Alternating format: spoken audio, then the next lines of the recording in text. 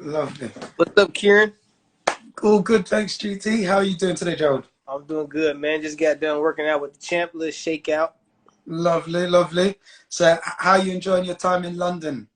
I'm loving it, man. The weather could be a little warmer, but no complaints here, man. Finding good vegan food. It's great energy. My fighter is feeling great, so everything's good, man. No, I love that, love that. But again, thanks again for making the time to for us to chat today. It's literally just an opportunity for the world to find out a bit more about yourself as a person. As mentioned, my book, 12 Boxing Principles of Success, train like a fighter, think like a champion, helping, showing how boxing can change people's lives, not just those going pro, but just in general, just for the sport itself, what it does for people's lives, and yourself being such a thought leader within the space. It'd be great to get your wisdom and advice, and just for others to be able to hear and listen. Man, I'm glad you considered me for this, man. I appreciate it. That's a pleasure.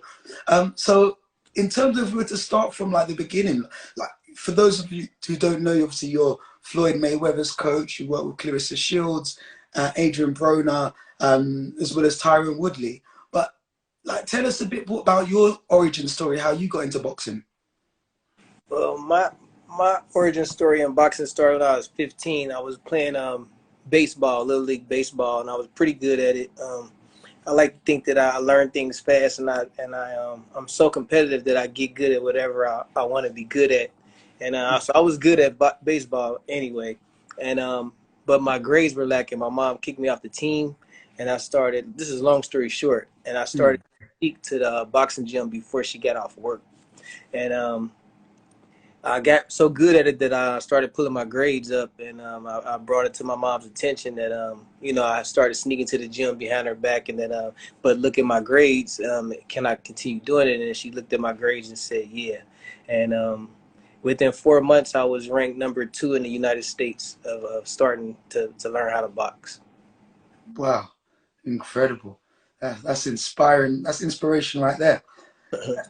And so, in terms of on that boxing journey, what would be like? What was the biggest challenge you faced on that boxing journey? Not just getting to #2, but since you've been in the game, what's the biggest challenge you've learned, and what did you learn from that challenge you faced?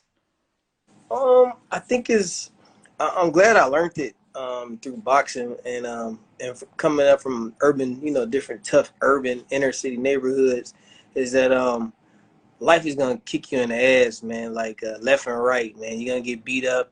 It's gonna be days you feel like quitting, days you feel like giving up, and if you just keep getting up and keep trying, eventually you'll see sunny days. Um, you'll end up seeing success if you just continue and just keep putting in the hard work and having patience and faith that ultimately that you'll become better at whatever you're attempting to do, and you'll begin to smile. Love that.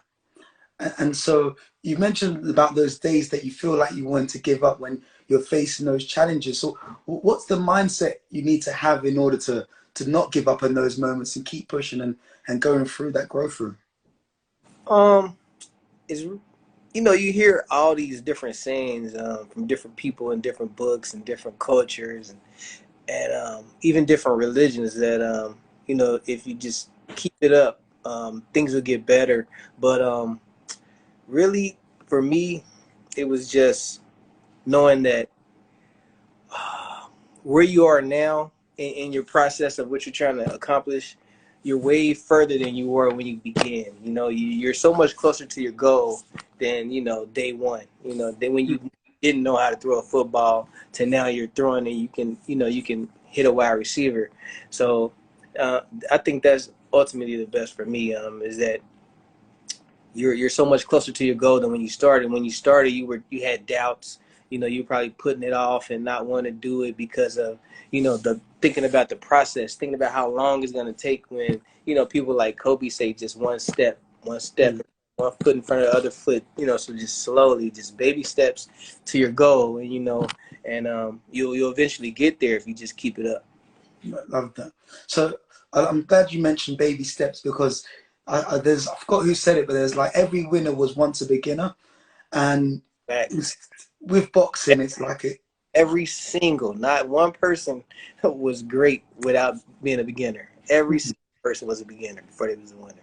Absolutely. Proof And it. so let's say if you had someone, because a lot of my audience and not necessarily always looking to step and compete in the ring, but more looking to use boxing as a tool to keep fit, helping with against anxiety, depression, and just want to learn a new skill. So in terms of if someone had 8 weeks, you had to get a fighter ready, like so for instance, had to get someone ready for a boxing match, their first bout, or they've taken 5, 6 years out, they're getting back into it. What would be like the key fundamentals that you'd ensure that would be in their training plan to give them the best chance of success?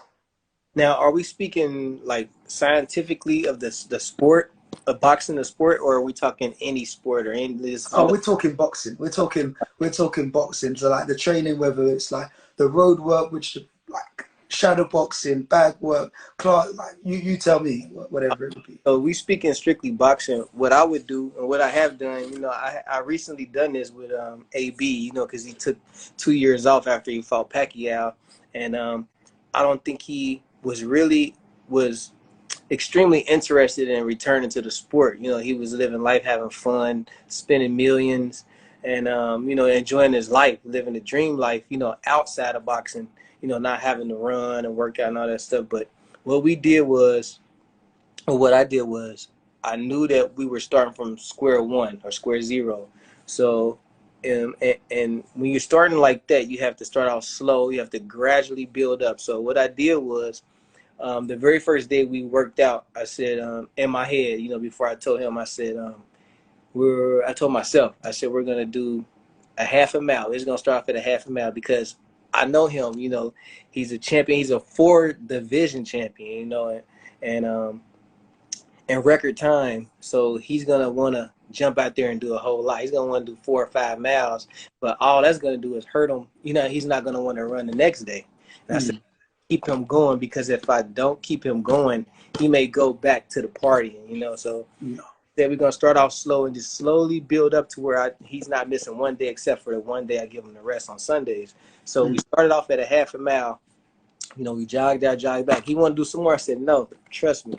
We're going to do a half a mile. So he got done. So, okay, he was a little sore. Yeah, I told you that little half a mile wasn't going to be no joke. So, the next day we did 3/4 of a mile. Next day, 3/4 of a mile again. Next day, 1 mile. We just slowly built up, and then eventually we were at 6 miles a day. But with the boxing, same thing. You gradually, and the way I train is the way Roger trained me and Floyd. Rest in peace when he was here. We trained in minutes. We didn't train around. So I started AB off in 5 minutes on everything. So we did the shadow box. Of course, you stretch. You do everything with the body in mind. So you warm up a little bit. You don't want to start stretching cold muscles. So we warmed up. We stretched. Then we went 5 minutes on everything. So 5 minutes on shadow boxing, 5 minutes on the mitts, 5 minutes on the bag, 5 minutes on the rope, 5 minutes on the doubling bag, 5 minutes on the speed bag, and then we do some push-ups and stretch out. And that was the first day, 5 minutes, and the next day, 5 minutes, next day, 5 minutes, next day, 6 minutes, Thursday, 6 minutes, Friday, 7 minutes, slowly building them up.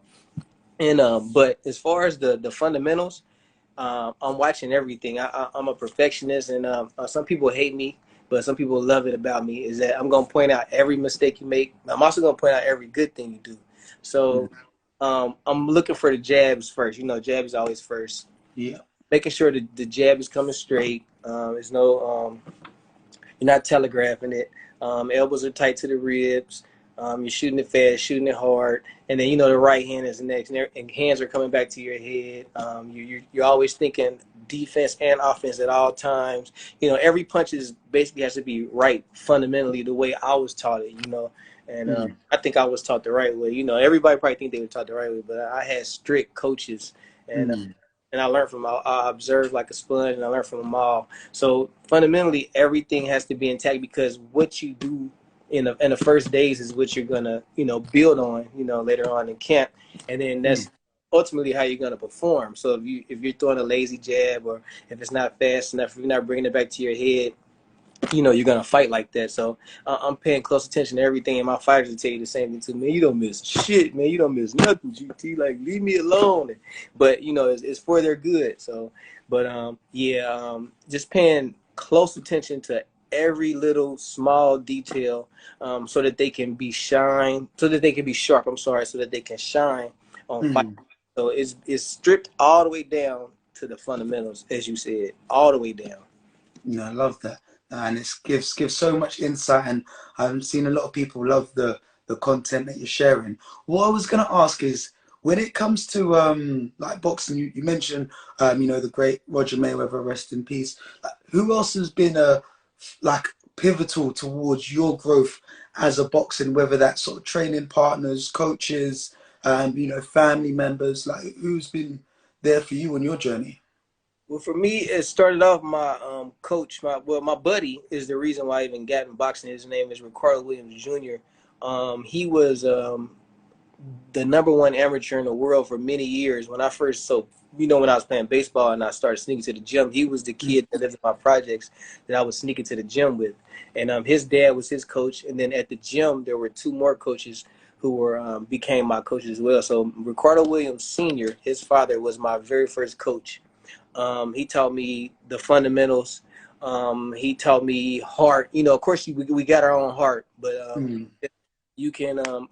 I believe you can get even more heart from who you surround yourself with. And my coach was the toughest, meanest mother in the world. So it helped me, this light skinned pretty boy, be a tough guy.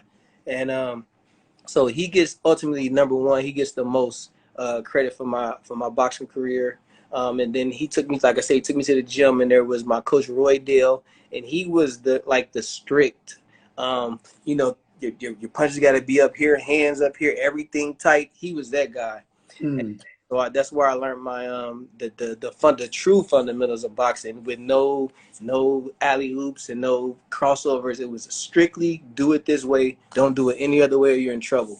And then Ronald Craig was our assistant coach. Besides those two guys, besides them, I had Coach Michael Stafford. He came into my life when I got a little older and started getting out of hand around 17, 18. My mom kind of kicked me out the house, like, come get your stuff gonna be packed up, because you stand outside too long, you partying with your boys too long, you spending the night without asking. So she bagged my stuff up and kind of like pushed me out, like, grow up.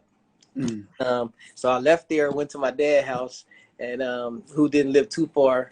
And I stayed there for about 2 weeks. And then my dad, he was kind of like hinting, like, get out. He didn't say get out, but he was hinting, like, man, I'd rather have the house. He didn't say none of this stuff, but I Mm. felt the vibes. And I'd rather have the house with just me and my wife, Mm. because we outgrown and gone. So after I left there, because I got the hint, I went to Coach Michael Stafford Senior took me in. That's Adrien Broner's head coach, and like a father to both of us.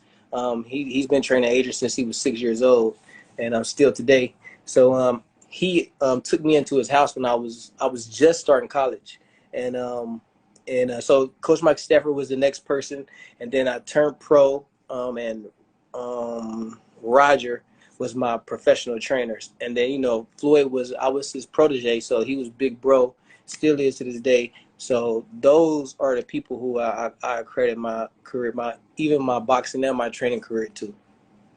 No, I love that, and it's great to hear that journey and progression of, it's not just, it's like there's an African proverb where it says, it takes a village to raise a child, and it takes a village to raise any person who's great in what they do. So, massive respect for the people you called out there, and obviously I appreciate your time, very precious. So just one last question Look, we can before. talk as long as you want, man. I'm having a good time. Oh, I love that. No, I appreciate it. Well, again, it brings it on to like probably more around the areas of nutrition. So I know you mentioned you're vegan. So tell me, like, what's the importance of nutrition around in boxing? Man, I think is huge, man, and I think people will learn as they get older, that how important it is, and I wish I would have knew this stuff when I was fighting, and a teenager. You know, when I first started boxing, you know, my body would be so much better. I don't have any problems health wise, but I'm sure, you know, whatever going on inside would be so much newer and, you know, more like mint condition if I knew that, you know, we weren't supposed to eat meat and do dairy and all that kind of, you know, the sodas and the sugars. And if I would have knew that stuff, man, I'd be so much better off. But I'm reversing whatever damage I've done to my body in the past by, you know, treating it right now. But I think more people need to look into nutrition and, you know, just living a straight, clean life. Mm, absolutely, and so see with the book, like in boxing, there's 12 principles from studying. Just a bit of background: I boxed amateur boxing, and I was a amateur boxing coach at my university. Loved it, and since then I've wrote a book on life after sports for professional athletes. So had an opportunity to interview retired boxers, Olympians, and footballers. But with the new book, there's 12 principles that I realized helped me in boxing, but I also find helps you in the ring and outside the ring. So I wanted to get your take. I'm just going to list the 12 and then let me know if any one or three kind of stick out and what it means to you. So first one I believe is faith. You have to have faith and belief in what you do.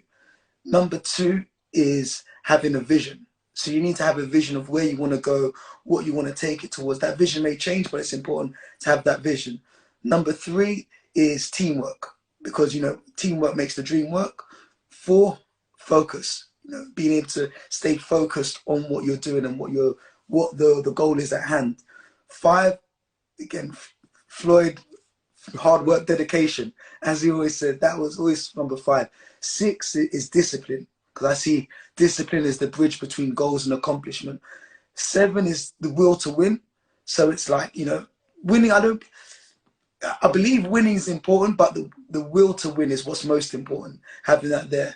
And that lines up to eight, which is resilience, because sometimes tough, as Floyd says again, tough times don't last, but tough people do. And I find resilience gives you that great determination which you need in the ring and out the ring.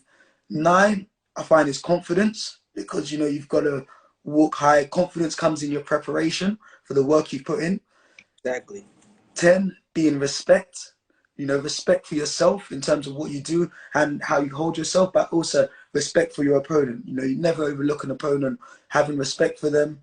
11 is humility, understanding that you're always on a learning journey. And as you mentioned, you can learn from your clients, you can learn, from studying from others. And 12 is legacy. What's the legacy you want to leave behind? How do you want to be remembered? And I find all of these apply to boxing in the ring, but also can apply to life outside of the ring. So I want to know, what are your thoughts on those 12 principles, and which ones you feel like, they hit home? First thought, man, is I commend you, and I can't wait for this book to come out. It sounds like it's going to be awesome, and I'm going to support by buying multiple copies and send them to people who I care about, because I can tell from your energy that it's going to be a great read. But can you list the first principle? I want to touch a little bit on each one. Perfect. So the first one we've got is faith. Okay, so faith. You have to have faith. You have to believe that you can achieve. You have to, at first, when I first got into boxing, like I said, I snuck to the gym, but a part of the reason that I chose boxing at all was Mike Tyson was making like $30 million in like 30 seconds.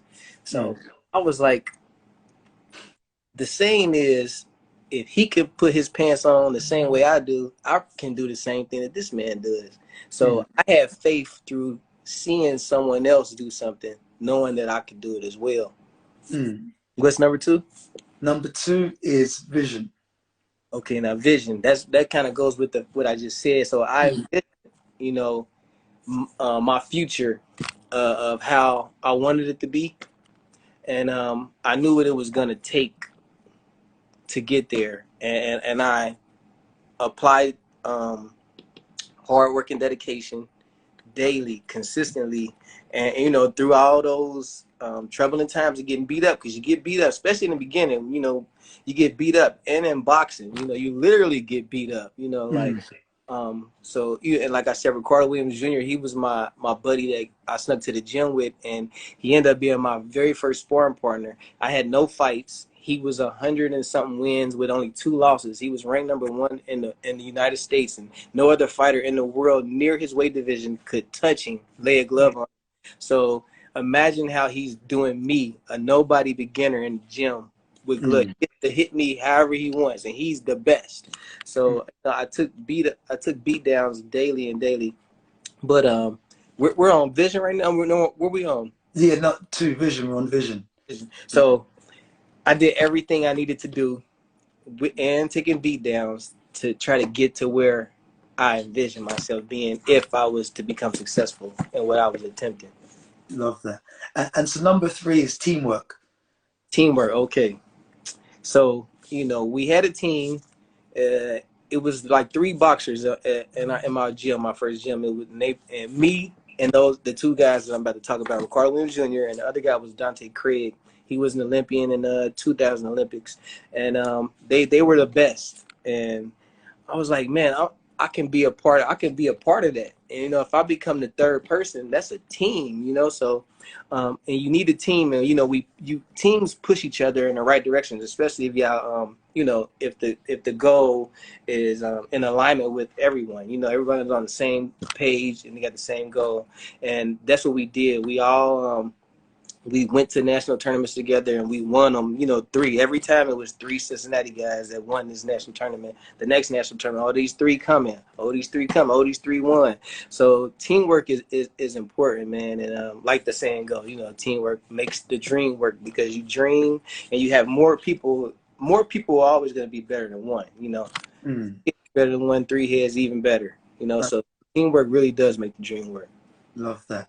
Number 4, focus. Focus. Woo. Now that one's that's big. That's real big, man, because it's so easy to lose it. It's so easy to lose focus. But if you can maintain focus, anything's possible. I mean, anything is possible, man. Whatever you can imagine, man. Because one day somebody thought of cars driving themselves, and other people are like, nah, whatever. So, and all those nah, whatevers that you hear people saying can distract you and make you lose focus and try to change your dream or your goal. But if you stay focused, you can make that dream happen. And we see Teslas today, so Tesla stayed, or, the guy, Elon, Yeah. he stayed on track. He stayed focused, even though he had everybody tell him he's a damn fool. And look at where he's now. 100%. So number 5, again, you touched on earlier, but it's hard work and dedication. Oh man, that's the most important thing, man. I learned this at age 28, and of course I heard Floyd saying it all the time. But hearing things, it enters your subconscious, but it doesn't mean that you're gonna apply it to anything, or it doesn't know that you really understand what the person that's saying it means. It's just like when we're in high school or middle school and somebody come visit, and they're giving a lecture to the class, and the teacher sits down and let the person talk to the class, and they're saying all this good shit, but excuse me for cussing, some people don't. It's okay. Speak your mind. Yeah. So they're saying all these important things that us kids needed to hear, but we weren't processing it at the time. So I learned at 28 years old that hard work and dedication can take you anywhere you want to go.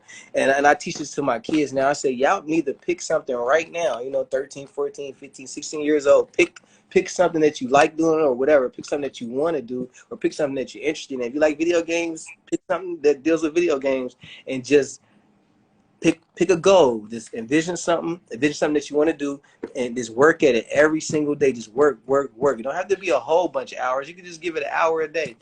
But every day do it. Maybe one day rest your brain, but just every day do it, and you dedicate yourself to this one thing, and it's gonna make you so much money in the future, man. It's gonna give you the life you've always wanted. So hard work and dedication, man. I learned it late. Hopefully, okay. Let me go back. I want to stop because this is important. When I was on the Olympic team, we stay in like camps. This is '96. I was on a team with Floyd and Fernando Vargas and Antonio Tarver and Zabdil Judah. It was 24 of us. I was an alternate, and there were 12 Olympians and 12 alternates. And the point I'm trying to prove here is that in the mornings at 6 o'clock, they used to wake us up to run. And most guys hated it. Like, man, some guys are faking like they're still asleep. Some guys are they're holding their legs. Like, I'm injured, I need to go to the, sports medicine. I can't run today. Some guys don't want to run at all. Some guys are, want to sleep in. But you had guys like, I don't know how many guys, but I know for sure Floyd was in the hallway before the coaches came, tied Mm. his shoes. He already knew what he wanted to be in life, what it was going to take, and he did it every single day. He was ready. You didn't have to tell Floyd to run. You didn't have to tell Floyd to hit the bag or bring your gloves. He didn't leave shit at home, that mouthpieces at home, and so he could get out of stuff. He knew what it took, and he was ready every single morning with his shoes laced to put the work in to get to exactly where he is today. I tell him all the time, I say, you didn't even know you were gonna get this big. Like, you couldn't have known you were gonna get this big. Like, you didn't know you were gonna be the biggest guy that could call all these shots in a whole sport. You could walk into any arena and they'll sit you front row, like, without asking. You didn't know you were gonna be this big. And he was like, you might be right, but I did know I was gonna be big. He said, I knew I was gonna be huge, but you might be right, GT. But he was ready. He was putting the hard work and dedication in and I met him at age when I was 16 and he was 17. Mm. And I don't know how early on before I met him, that he already had that quality. So he may have had it when he was 10 or 9, whatever, who knows? But I know that he had it at age 17, man. That is, and it took me to 28 to get it. That's a lot of years. I had kids then, and but he had it as a teenager. So I'm trying to instill that same perspective that he had into my kids or to anybody that's listening.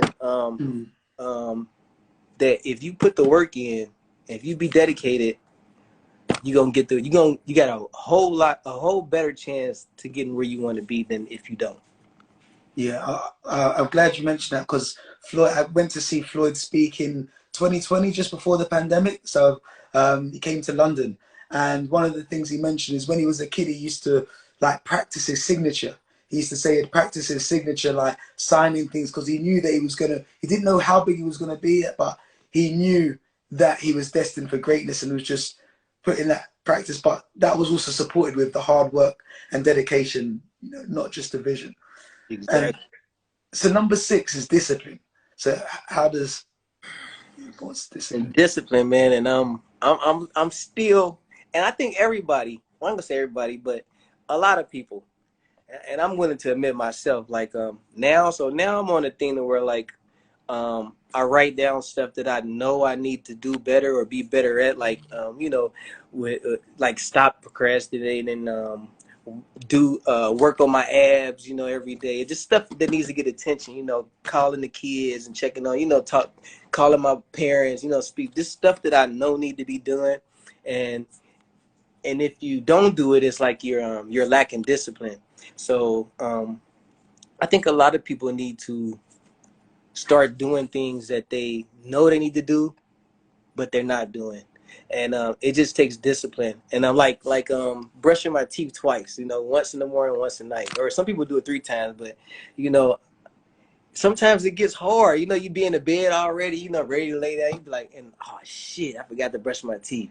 And sometimes it's hard to get up out the bed when you're feeling so good to go to the bathroom and brush your teeth again. So, but that's where discipline kicks in, and you don't want to ease up on one small thing like that, and then now you're not doing your abs, and now you're not studying film like I was just doing for the Claressa fight I got this weekend. So discipline is important, man. Just to making you the best version of yourself possible. The more disciplined you are, the better, the more you'll succeed, the more people around you will succeed. It's a magnet for success. If you have discipline, the world is yours.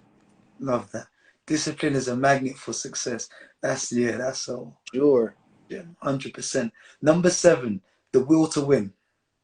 Will to win, man. That makes me think of people like Floyd, of course, Kobe, Andre Ward, Claressa Shields, like their Michael Jordan. Their will to win their will to win is so strong that you can smell it through the TV. You can feel it, like it is that strong. And when you have it, And you know, a lot of people have it. Like my youngest son, he's a sore loser, man. And one time I played him in basketball in the backyard, and I beat him. I was having fun, but I really wanted to beat him just to see how he was going to react. And he got done. He gonna hate that I'm bringing this story up too, but we got done. I'm walking in the house, wait to see if he's gonna follow me in. We gonna get some popsicles or some a drink or something. He's out there just sitting down, and he was out there just sitting down, mad at the world for like 20, 30 minutes straight. And I'm like, man, he is so competitive, or he's sore loser, but he just had the will to win, man. It is so strong. It can take you wherever you want to go, man. Wherever you want to go. But the will to win, everybody don't get it.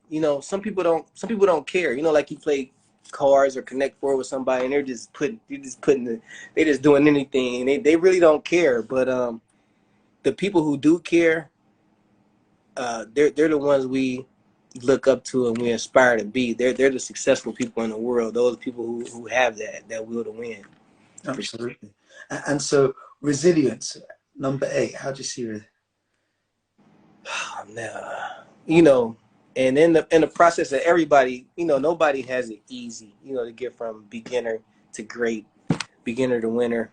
But there's gonna be obstacles. There's gonna be sad times, bad times, where you fall off, where you feel like you get distracted and stuff. But in order to get from beginner to winner, you're gonna have to have some resilience. You're gonna have to pull it together. You're gonna have to keep going, and that's just part of the process. That's a huge part of it that people need to look forward to. If they can foresee it, it makes the process that much easier. So you have to know that you're gonna have to have that, and you're gonna get it if you don't. If you keep going. Love that.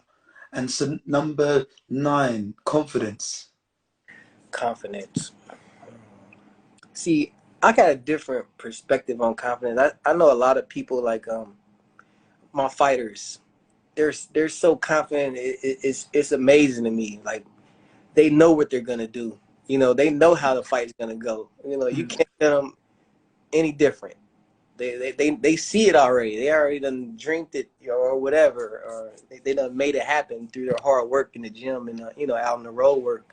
But confidence to me, I think it could be a bad thing and it could be a good thing. And one of your other principles, I forget, it's coming up soon. It might be the next one. Actually goes hand in hand with the confidence, respect. You said respect. Yeah, So respect. respect to me, they intertwine. So we could do both right now. Yeah. So confidence. So you like you said, you have to respect your opponent in the sport of boxing, or if you play basketball, you have to respect the other team. In basketball, because the best team, say the Golden State Warriors, can be beat by the worst team. If they have too much confidence and they don't respect their, the Portland Trailblazers enough. So it goes hand in hand, but it's definitely key.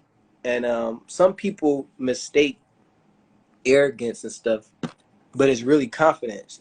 So people thought Ali was. And Floyd, they don't like him because they're like, he's too cocky, he's too arrogant. No, it just seems like that to you, but they really run 6 miles a day and then go to the gym for 2 hours straight and don't take no breaks, and then go home and then eat a salad, consistently for years, and that's why you feel that come out of their pores. That's confidence. That's not arrogance. That's not cockiness. It's confidence that's making you feel that way, making you. But you have to have respect, and you also have to learn to respect those people who have that much confidence when they're that great at what they do. So they intertwine confidence and respect. And I think that they're great principles to for your book, and I can't wait for this book to come out. Love that. Number 11, humility. Dang, that could kind of go with the last two. Humility. All right, now you tell me some points that you have with humility. So with humility, I see us because I think it was coming up to the so I've been following Floyd's probably since the Hatton fight. That's when I properly started getting into boxing, and since then I've been following the HBOs, the Showtime, like seeing the deals, and again always trying to not just watching the boxing but watching the interviews, because I find the mind is where the biggest lesson comes. And so with humility, I believe it was like coming into the last bouts, he still said he's learning. So for you to be one of the best boxers in the world, to have got all the accolades and to still be learning, that's humility. I think there's another saying where I think Conor McGregor used to say, if you fall asleep on a win, you might wake up on a loss. So it's being in a place where no matter how high, and I thought there's other people where they mention that the importance of no matter how high a station you reach, to still treat, let's say, the janitor and the CEO the same.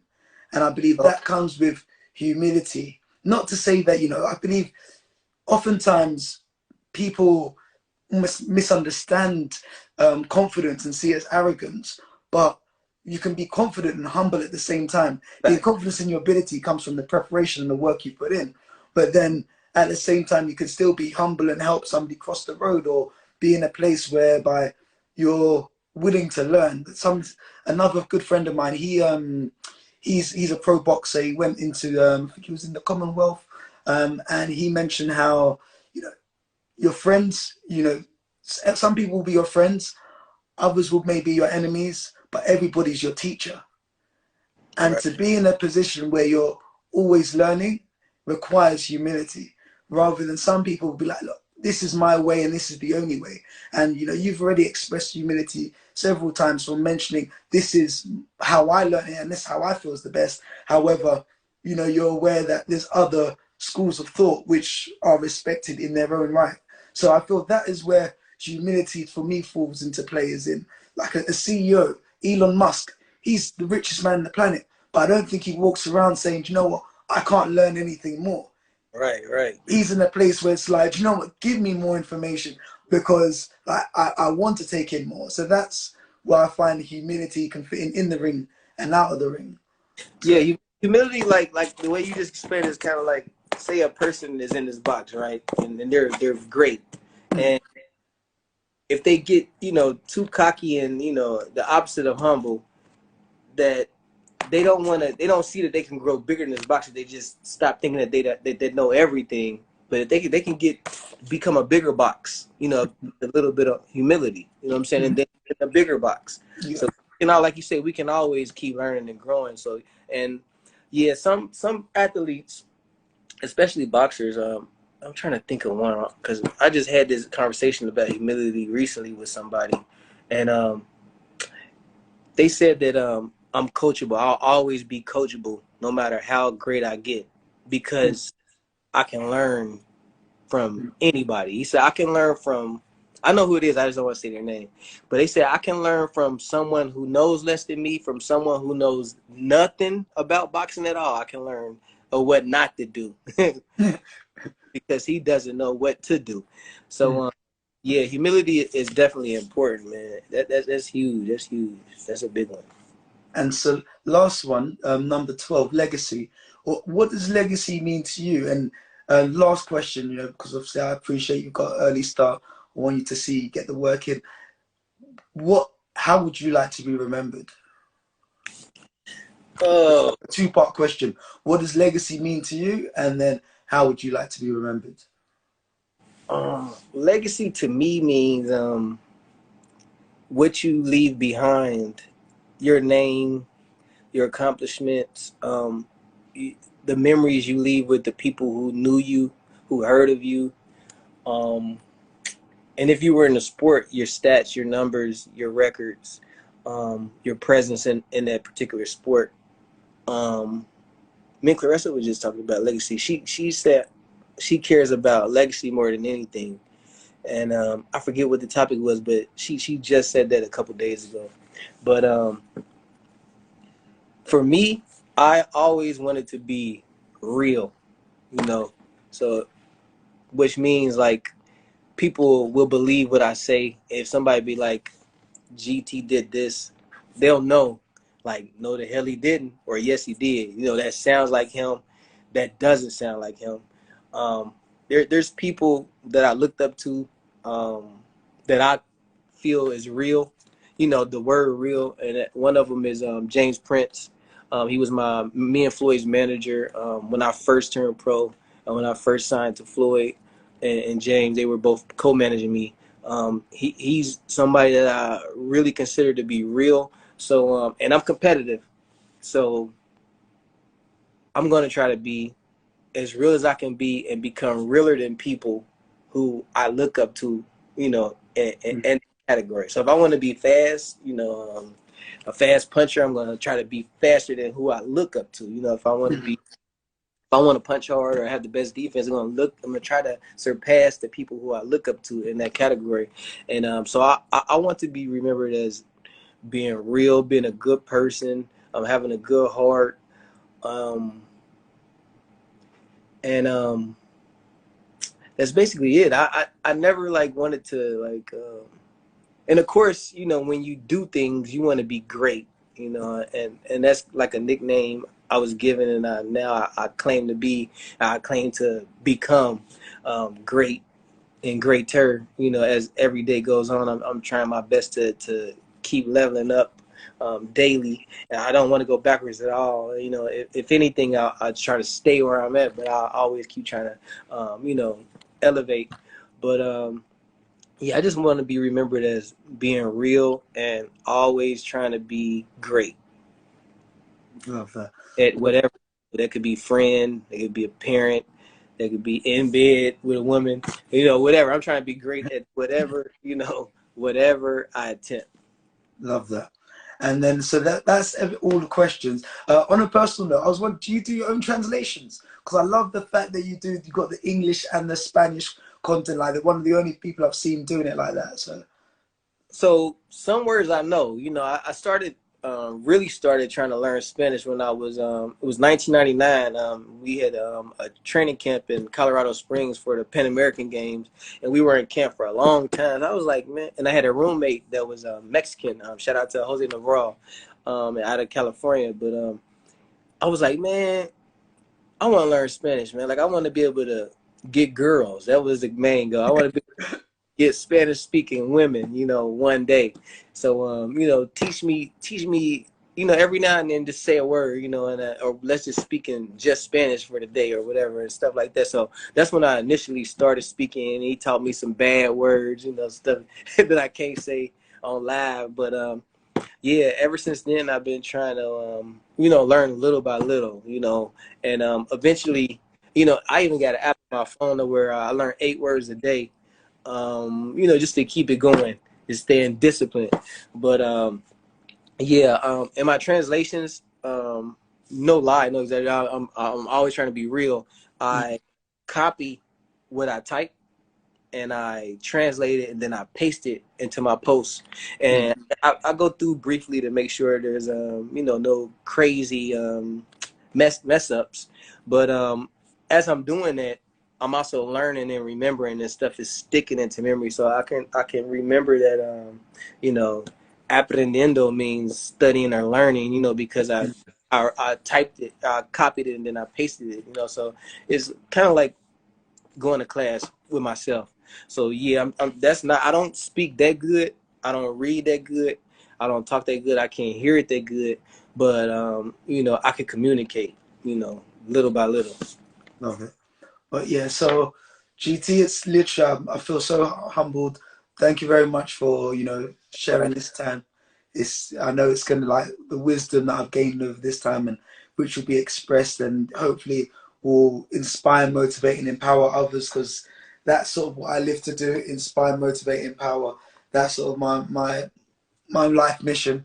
And I believe boxing is one of the most powerful tools in which that can be done. So again, once again, thank you for everything you're doing, and good luck this Saturday. Obviously, you don't need luck because you've been putting in the work. The preparation is there.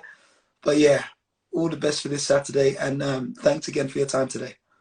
Thanks, Kieran, man. I appreciate it, man. Like I said, man, thanks for even considering me for doing this, man. And I wish you the best of luck and continued success with your upcoming book. And please keep me posted, and I'm here to support in any way I can. And hit me up anytime. I'm willing to do this anytime you want.